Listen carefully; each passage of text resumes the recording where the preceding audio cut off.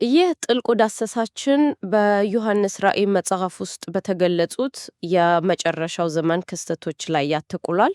አዎ በተለይም አድማጫችን በላከልን ምንጮች መሰረት ያው ከሰባ ሳምንታት ትንቢት ውስጥ የመጨረሻው አንድ ሳምንት ተብሎ በሚታወቀው የሰባት ዓመት ጊዜ ውስጥ የሚፈጸሙትን ነገሮችን እንመረምራለን። ልክ ነው። ዛሬ ትኩረታችን ሰባቱ መላእክት መለከታቸውን ሲነፉ በሚከተሉት ክስተቶች ላይ ይሆናል። በጣም ውስብስብ ግን ደግሞ ቅደም ተከተሉን የጠበቀ የሚመስል የክስተቶች ሰንሰለት ነው። አዎ የቀረቡት ሰነዶች እነዚህን ክስተቶች በቅደም ተከተል ነው የሚያስቀምጡት እና ይህም ውይይት ለመጀመር ቁልፉ ነገር ሰባተኛው ማህተም መፈታት በቀጥታ ከሰባቱም መለከቶች መነፋት ጋር የተገናኘ መሆኑን መረዳት ነው። ስለዚህ አንዱ ክስተት ለሌላው መንስኤ ነው ማለት ነው። በትክክል ይህ ዝም ብሎ የሚሆን ነገር ሳይሆን በሰማይ የሚከናወን ስርዓታዊ ክንውን ነው። ምንጮቹ በሚሉት የቅዱሳን ጸሎት ወደ እግዚአብሔር ከቀረበ በኋላ አንድ መልአክ ከሰማይ እሳት ወደ ምድር ሲጥል ነው የመለከት ድምፆች መሰማት የሚጀምሩት። ይህም ማለት በምድር ላይ የሚመጣው ፍርድ ከሰማይ የወጣ ቀጥተኛ ምላሽ ነው ማለት ነው። በትክክል ቀጥተኛ ምላሽ ነው። እንግዲያው በቀጥታ ወደ መጀመሪያው መለከት እንግባ። የመጀመሪያው መልአክ መለከቱን ሲነፋ ምን ተከሰተ? እሺ ምንጮቻችን እንደሚሉት በደም የተከላከለ በረዶና እሳት በምድር ላይ ይዘንባሉ። እና ይህ ምድርን 1/3 ያቃጥላል። ይህ ማለት ዛፎች፣ ለምለም ሳር፣ ሁሉም ነገር ይጠፋል ማለት ነው። ሁሉም ነገር። ይሄ በራሱ እጅግ አስከፊ ነው። ግን አስከፊነቱ ከምንገምተውም በላይ ነው። እንዴት? ምክንያቱም ምንጮቹ ይህ ክስተት ከመከሰቱ በፊትም በሌላ ምክንያት የምድር 1/4 ክፍል በረሃብ እንደተመታ ይጠቁማሉ። 1/4 የምድር ክፍል? አዎ። አሁን ደግሞ አስቢው ተጨማሪ 1/3 የምድር ለም ክፍል ሲቃጠል፣ ይህ ማለት ከዓለም የምግብ አቅርቦት ከግማሽ በላይ ሊጠፋ ይችላል ማለት ነው። ከግማሽ በላይ? አዎ። ይህ ረሃብ ብቻ አይደለም፣ ይሄ የሥልጣኔ ውድቀት ነው። መንግስታት ይፈርሳሉ፣ የሕግ የበላይነት ይጠፋል።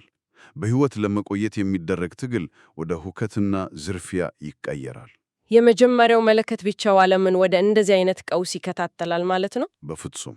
ስለዚህ እነዚህ ጥፋቶች በዘፈቀደ የሚመጡ አይደሉም። ምንጮቹ እያሳዩል ያሉት አንድ ስርዓት ሆን ተብሎ ሲፈረስ ነው። መጀመሪያ መሬቱ፣ ቀጥሎ ባህሩ። ልክ ነሽ። እያንዳንዱ መለከት የቀደመውን ችግር እያባባሰ የሚሄድ ሰንሰለታማ ቀውስ ይፈጥራል። ለምሳሌ ሁለተኛው መለከት ሲነፋ፣ አዎ እሱ ደግሞ የሚነድ ታላቅ ተራራ የሚመስል ነገር ወደ ባህር ይጣላል ይላል። በትክክል። በዚህም ምክንያት 1/3 የባህር ክፍል ወደ ደም ይለወጣል እና የባህር ውስጥ ፍጥረታት 1/3 ይሞታሉ፣ የመርከቦቹም 1/3 ይሰብራሉ። አስቢው እንግዲህ የምግብ ምንጫችን የሆነው ባህር ወደ መቃብር ስፍራ ይቀየራል። አሳ አጥማጆች ሥራ ያጣሉ፣ የንግድ መስመሮች ይቋረጣሉ፣ የባህር ምግቦች ምንጭ ይደርቃል። ከዚህ ሁሉ የምድር ጥፋት በኋላ ሁኔታው የባሰ ሊሆን ይችላል ብሎ ማሰብ ይከብዳል። ነገር ግን ምንጮቹ ወደ መጠጥ ውሃ ሲሸጋገሩ ቀውሱ ወደ ግላዊ ደረጃ እየቀረበ የመጣ ይመስላል። አዎ፣ ቀውሱ ከማህበረሰብ ወደ ግለሰብ እየወረደ ይመጣል። ሦስተኛው መለከት ላይ ምን ተከሰተ? ሦስተኛው መለከት ሲነፋ እሬት የተባለ እንደ ቾቦ የሚነድ ትልቅ ኮከብ ከሰማይ ይወድቃል። እና የሚያርፈው ደግሞ በ1/3 የወንዞችና የውሃ ምንጮች ላይ ነው። አዎ፣ ይህ ውሃውን ወደ መራራ መርዝ ይለውጠዋል። ሰዎች ይህን ውሃ ጠጥተው ይሞታሉ። አስቢው፣ መጠጣት ያለብሽ ነገር ራሱ ገዳይሽ ሲሆን፣ ይህ ማለት 1/3 የሆነው ምድር ክፍል ለመኖሪያነት የማይመች ይሆናል ማለት ነው። በትክክል። የተበከለው ውሃ ለእርሻም ስለማይጠቅም ቅድም የጠቀስነው ረሃብ ከቁጥጥር ውጭ ይሆናል። እስካሁን የተመለከትናቸው ጥፋቶች በሙሉ ምድር ተኮር ናቸው፣ በየብስ በባህርና በወንዞች ላይ። ነገር ግን ቀውሱ እዚህ አያበቃም፣ ወደ ሰማይ ራሱ ይሸጋገራል። አራተኛው መለከት። ልክ ነው። አራተኛው መለከት ጉዳቱን ወደ ሰማይ አካላት ያደርሳል። 1/3 የፀሐይ የጨረቃና የከዋክብት ብርሃን ይጨልማል። ቀኑም ሆነ ሌሊቱ 1/3 ብርሃናቸውን ያጣሉ ማለት ነው። አዎ፣ የዚህ ተጽዕኖ ደግሞ ሁለገብ ነው። አንደኛ፣ የፀሐይ ብርሃን መቀነስ የእጽዋትን ፎቶሲንተሲስ ስለሚጎዳው የቀረውንም የምግብ ምርት የበለጠ ይቀንሳል። ሁለተኛው ደግሞ ስነ ልቦናዊ ተጽዕኖ፣ እሱ ነው የከፋው። የማያቋርጥ ድንግዝግዝታ፣ የጨለማ መስፋፋት። ይህ ፍርሃትን ያነግሳል፣ ተስፋ መቁረጥን ያስፈናል፣ ለወንጀል በር ይከፍታል። ነገሩ ይበልጥ አስፈሪ የሚሆነው እዚህ ጋ ነው። ከአራተኛው መለከት በኋላ አንድ ንስር በሰማይ እየበረረ ወዮ ወዮ ወዮ እያለ ሲጮህ ምንጮቹ ይገልጻሉ። አዎ፣ ይህም የሚቀጥሉት 3 መለከቶች ምን ያህል የከፉ እንደሆኑ አመላካች ነው። አምስተኛው መለከት የመጀመሪያው ወዮታ ተብሎም ይጠራ። ይህ ከስነ ምህዳር ጥፋት ወደ ሌላ አይነት ጥጋት ሽግግር መሆኑ ግልጽ ነው። በጣም ትክክል ነሽ። ሽግግሩ ከቁሳዊ ጥፋት ወደ መንፈሳዊ እና ስነ ልቡናዊ ስቃይ ነው። አምስተኛው መለከት ሲነፋ አንድ መልአክ የጥልቁን መክፈቻ ይቀበላል ይላል። አዎ፣ ጥልቁ ሲከፈት እንደ እቶን ጢስ ያለ ጢስ ወጥቶ ፀሐይና አየርን ያጨልማል። ከዚህ ጢስ ውስጥ ደግሞ አንበቶች የሚመስሉት ፍጥረታት ይወጣሉ። እነዚህ ተራ አንበቶች እንዳልሆኑ ግን ምንጮቹ በግልጽ ያስቀምጣሉ። ሰዎችን የመንደፍት ስልጣን ተሰጥቷቸዋል። የሚያደርሱት ስቃይም እንደ ጊንጥ ንክሻ ነው። የሚገርመው ግን ተልኳቸው ነው፣ ሰውን መግደል አይደለም። አይደለም። እዚህ ላይ ነው የጥቃቱ ዓላማ ግልጽ የሚሆነው። ተልኳቸው በግንባራቸው ላይ የእግዚአብሔር ማህተም የሌለባቸውን ሰዎች ብቻ አዎ፣ እነሱም ብቻ ለ5 ወራት በከፍተኛ ስቃይ መሰቃየት ነው። ምንጮቹም እንደሚሉት ስቃዩ በጣም ከመክፋቱ የተነሳ ሰዎች ሞትን ይፈልጋሉ፣ ግን አያገኙትም። መሞት እየፈለጉ አለመቻል። አዎ፣ ምን አይነት ስቃይ እንደሆነ ምድመት ይከትጋል። የእነዚህም ፍጥረታት ንጉሥ አባዶን ወይም አቢዮሎን ይባላል። ትርጉሙም አጥፊ ማለት ነው። ይህም ጥቃቱ የተደራጀና ዓላማ ያለው መሆኑን ያጠናክርልናል። በትክክል የመጀመሪያው ወዮታ አልፏል፣ ግን 2 ተጨማሪ ወዮታዎች ይቀራሉ።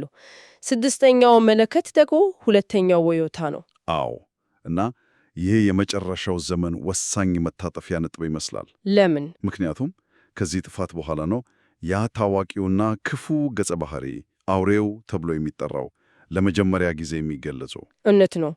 6ኛው መለከት ሲነፋ በኤፍራጥስ ወንዝ የታሰሩ 4 መላእክት እንዲፈቱ ትእዛዝ ይሰጣል። አዎ፣ እነዚህ መላእክት ከተፈቱ በኋላ ደግሞ እጅግ ግዙፍ የሆነ ሰራዊት ይመራሉ። የፈረሰኞቹ ቁጥር 200 ሚሊዮን እንደሆነ ምንጮቹ ይገልጻሉ። 200 ሚሊዮን? አዎ፣ ተልኳቸውም በጣም ግልጽና አስፈሪ ነው። በዚያን ጊዜ በሕይወት ከቀሩት ሰዎች መካከል 1/3ኛውን መግደል ነው። እስኪ አንድ ጊዜ እዚህ ላይ ቆም እንበል። ምንጮቹ የሚገልጹት የጥፋት መጠን ከአእምሮ በላይ ነው። ከስነ ምህዳር ውድመት ወደ ስነ ልቦናዊ ስቃይ፣ አሁን ደግሞ ወደ ዓለም አቀፍ ጦርነት ተሸጋግረናል። ሽግግሩ በጣም ወሳኝ ነው። 6ኛው መለከት የሰውን ልጅ በቀጥታ የሚያጠፋ ታላቅ ፍርድ ነው እና ይህ ታላቅ ጥፋት ከተከሰተ በኋላ ነው መድረኩ ለአውሬው የሚዘጋጀው። የአውሬው መገለጥ የ7ቱ ዓመታት የመከራ ጊዜው መጀመሪያ ነው ማለት ነው። አዎ፣ እንደዛ ነው የሚቆጠረው። የአውሬው የሥልጣን ዘመን 42 ወራት ወይም 3 ዓመት ተኩል እንደሆነ ተገልጿል። እንግዲያው ይህ የ42 ወራት ጊዜ በምን ይታወቃል? ምንጮቹ ስለ 2 አውሬዎች መነሳት ይናገራሉ። አዎ፣ የመጀመሪያው አውሬ ከባህር ይወጣል። 7 ራሶችና 10 ቀንዶች አሉት። ይህም የፖለቲካ እና የጦር ኃይልን ይወክላል። እና ዋና ተልእኮም ቅዱሳንን ማሳደድና መግደል ነው። ልክ ነህ። ለ42 ወራት። ሁለተኛው አውሬ ደግሞ ከምድር ይወጣል። እንደ በግ 2 ቀንዶች አሉት፣ ግን እንደ ዘንዶ ይናገራል። ይሄኛው ደግሞ የሐሰት ሃይማኖትና ፕሮፓጋንዳን ይወክላል ማለት ነው። በትክክል። የዚህ ሁለተኛው አውሬ ሥራ ሰዎች ለመጀመሪያው አውሬ ምስል እንዲሰግዱና ምልክቱንም በእጃቸው ወይም በግንባራቸው ላይ እንዲቀበሉ ማስገደድ ነው። ይህ ጊዜ ታላቁ መከራ ተብሎ የተገለጸ ይመስለኛል። አዎ፣ ሰይጣን በዚህ ጊዜ ባቢሎንን ያው ዓለም አቀፍ የፖለቲካና የሃይማኖት ሥርዓትን እንደ መሳሪያ በመጠቀም ከእውነተኛው የእግዚአብሔር አምልኮ ሊያግዳቸው ይሞክራል። ትግሉ በመጨረሻ ወደ አምልኮ ይጠቃለላል ማለት እኮ ነው። ለማን ነው የምትሰግደው? በትክክል። የማን ነው ምልክት የምትቀበለው? ለአውሬው መስገድ ወይስ ለእግዚአብሔር መታመን የሚለው ምርጫ የዚህ ዘመን ማዕከል ይሆናል። ነገር ግን በዚህ ሁሉ ጨለማ ውስጥ አንድ የተቃውሞና የምስክርነት ብርሃኑም አለ። ምንጮቹ ስለ 144,000 ቅዱሳን ይናገራሉ። እነማን ናቸው? እነሱም ሁለቱ ምስክሮች በሚል መጠሪያ ተጠርተዋል። በእግዚአብሔር ማኅተም የተታተሙ 144,000 ቅዱሳን ናቸው። እና ተልኳቸው ለአውሬው የሥልጣን ዘመን ለሚመጣጠለው ለ160 ቀናት ትንቢት መናገር ነው። አዎ፣ የአውሬው የፕሮፓጋንዳ ማሽን ዓለምን ሲያጥለቅልቅ እነሱ የእውነት ድምፅ ሆነው ይቆማሉ። የሚያስተላልፉት መልእክትስ ምንድን ነው? የዘላለም ወንጌል ይባላል። ምንጮቹ 3 ዋና ዋና ነጥቦችን ይዘረዝራሉ። አንደኛ፣ ሰዎች እግዚአብሔርን ብቻ እንዲፈሩና እንዲያመልኩ ጥሪ ያቀርባሉ። ከአውሬው አምልኮ ፍጹም ተቃራኒ። ሁለተኛውስ? ሁለተኛ የአውሬውን ሥርዓት የምትወክለው ታላቂቱ ባቢሎን እንደምትወድቅ ያስታውቃሉ። ስርዓቱ ዘላለማዊ እንዳልሆነና ፍርዶ እንደሚመጣ ይናገራሉ ማለት ነው። አዎ። ሦስተኛና የመጨረሻው ማንም ሰው የአውሬውን ምልክት እንዳይቀበል ወይም ለምስሉ እንዳይሰግድ ያስጠነቅቋሉ። ይህን የሚያደርጉ የእግዚአብሔርን ቁጣ እንደሚቀበሉ ይናገራሉ። መልእክታቸው ግልጽና የማያውላዳ ነው። የእነዚህ ምስክሮች መጨረሻ ግን በጣም አሳዛኝ ይመስላል። አዎ፣ የትንቢት ዘመናቸውን ሲጨርሱ ከጥልቁ የወጣው አውሬ ይገድላቸዋል። ለጊዜውም ቢሆን ክፋት ያሸነፈበት የሚመስልበት የጨለማው ጫፍ መሆኑን የሚያሳይ ይመስላል። በትክክል ለቅጽበት ክፋት ያሸነፈ ይመስላል።